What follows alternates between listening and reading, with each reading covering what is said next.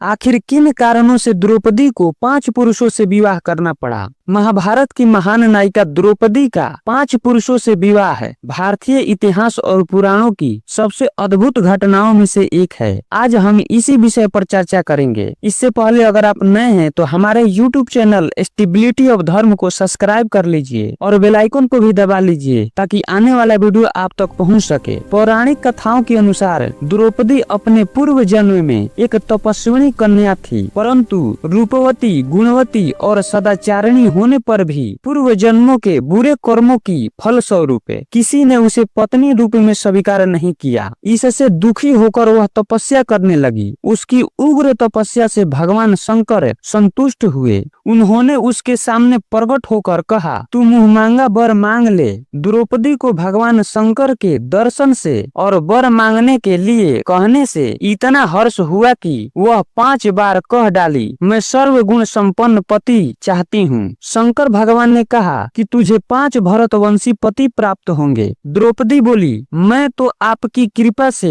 एक ही पति चाहती हूँ। भगवान शंकर ने कहा, तूने पति प्राप्त करने के लिए मुझसे 5 बार प्रार्थना की है, मेरी बात अन्यथा नहीं हो सकती।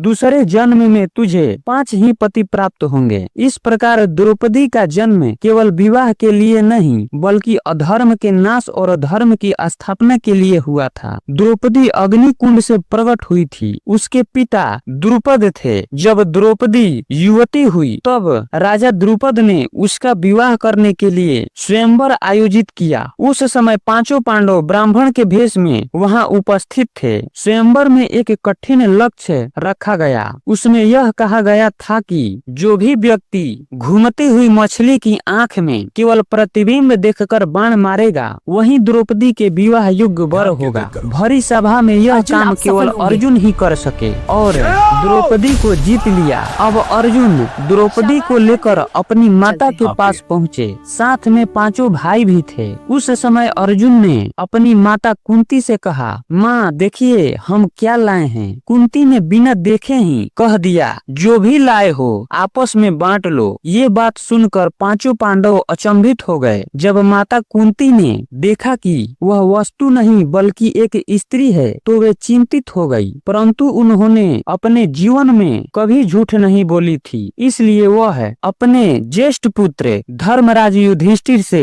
कहा कि बेटा ऐसा कोई उपाय बताओ जिससे हमारा बात भी झूठ ना हो और काम भी बन जाए। तब उस समय युधिष्ठिर ने कहा कि माता का वचन ही धर्म है, इसलिए द्रौपदी हम 5 की पत्नी बनेगी। द्रौपदी के कारण 5 भाई में विवाद ना हो इसके लिए महर्षि व्यास ने वहां आए और उन सभी को समझाया तथा द्रौपदी के पूर्व जन्म की कथा सुनाई। और उन्होंने कहा कि 5 पांडव वास्तव में देवताओं के ही अंश हैं और द्रौपदी 5 के लिए ही नियत है। व्यास जी के कथन के बाद यह विवाद धर्म सम्मत मान लिया गया। 5 पांडवों में अलग अलग विशेषताएं थी, अतः द्रौपदी को एक ही पुरुष में सभी गुण नहीं मिल सकते थे, इसलिए उन्हें 5 से विवाह करना पड़ा। द्रौपदी का 5 पांडवों से विवाह उनके बीच एकता बनाए रखने का माध्यम बना। इससे भाइयों में कभी भी ईर्ष्या या विवाद उत्पन्न नहीं हुआ।